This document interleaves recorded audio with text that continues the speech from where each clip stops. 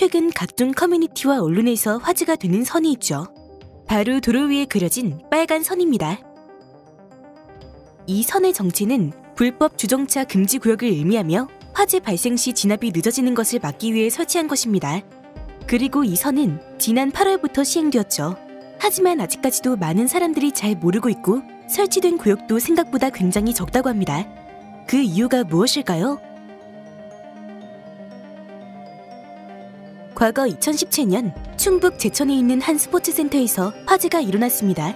당시 화재로 인해 29명이 사망하는 사태가 발생했었죠. 그 원인 중 하나가 바로 불법 주차된 차들 때문에 소방차 진입이 늦어졌기 때문이라고 합니다.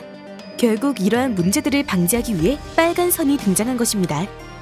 만약 빨간 선이 설치된 곳에 주정차를 하게 되면 일반 과태료의 2배를 내야 한다고 하네요. 하지만 이러한 빨간 선 설치가 아직까지도 굉장히 미흡한 상황이라고 하네요. 예를 들어 부산에서 소방관들이 판단하기에 빨간 선 설치가 필요한 곳이 5,400곳이라고 합니다. 하지만 실제 설치된 곳은 200곳이 조금 넘는다고 하네요. 이는 약 3%에 해당되는 수치입니다. 그렇다면 왜 이렇게 설치 속도가 더딘 것일까요?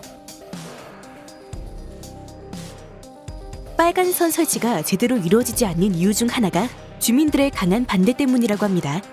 소방관들이 판단하기에 빨간 선이 설치돼야 한다고 생각되는 구역이지만 그 주변 주민들의 입장에서는 주차 구역이 부족하기 때문에 설치를 반대한다고 합니다. 즉 대다수 국민들의 협조가 많이 부족한 상황이라고 하네요. 또한 빨간 선 설치의 경우 횡단보도와 마찬가지로 심의를 거쳐야 한다고 합니다. 하지만 이 심의 과정도 굉장히 오래 걸린다고 하네요.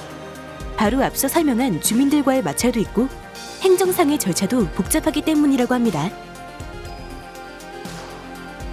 이 소식에 대한 여론의 반응입니다.